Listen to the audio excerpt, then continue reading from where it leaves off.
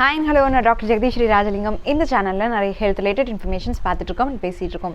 இதான் நீங்கள் என்ன ஃபர்ஸ்ட் டைம் பார்க்குறீங்கன்னா இந்த சேனல் ஷீதடாக்கம் மறக்காமல் சப்ஸ்கிரைப் பண்ணிடுங்க. வெயில் காலத்தில் அடிக்கடி வர கம்ப்ளைண்ட் தலைவலி.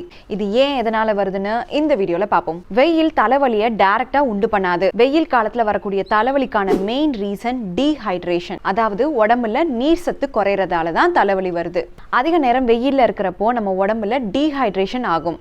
அதாவது நம்ம உடம்புல இருக்கக்கூடிய ஃப்ளூயிட்ஸ் அண்ட் எலக்ட்ரோலைட்ஸ் வியர்வை மூலமா வெளியேறிடும். ஃப்ளூயிடும் எலக்ட்ரோலைட்டும் குறையிறப்போ நம்ம பிளட் வெசல்ஸ் நேரோ ஆகிடும். இதனால ஒரு டல் பெயின் நம்ம தலையோட 2 பக்கங்கள்லையும் வரும். நம்ம வியர்வையில் நிறைய சோடியம் வெளியேறப்போ ஈஸியாக தலைவலி ட்ரிகர் ஆகிடும்.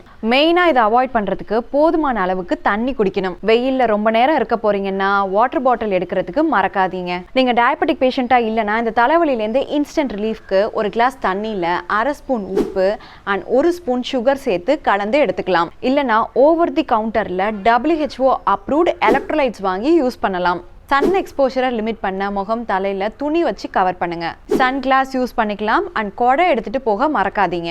இது எல்லாமே சன்லைட் கான்டாக்டால வரக்கூடிய பிளட் வெசல் வீக்கத்தை தடுக்கும். நீர் காய்கறிகளை நிறைய எடுத்துக்கோங்க அண்ட் இந்த சீசன்ல கிடைக்கிற தர்பூசணி அண்ட் வெள்ளரிக்காயை நிறைய எடுத்துக்கோங்க. இது உடம்புல இருக்கக்கூடிய நீர்ச்சத்து குறையறதை தடுக்கும். வெயில்ல இருந்து பாதுகாக்க நீங்க என்னெல்லாம் பண்ணுவீங்கன்னு கமெண்ட் செக்ஷன்ல மறக்காம சொல்லுங்க. இந்த இன்ஃபர்மேஷனை உங்க ஃப்ரெண்ட்ஸ் அண்ட் ஃபேமிலியோட ஷேர் பண்ணுங்க. இன்னும் ஒரு இன்ட்ரெஸ்டிங்கான வீடியோல பார்ப்போம்.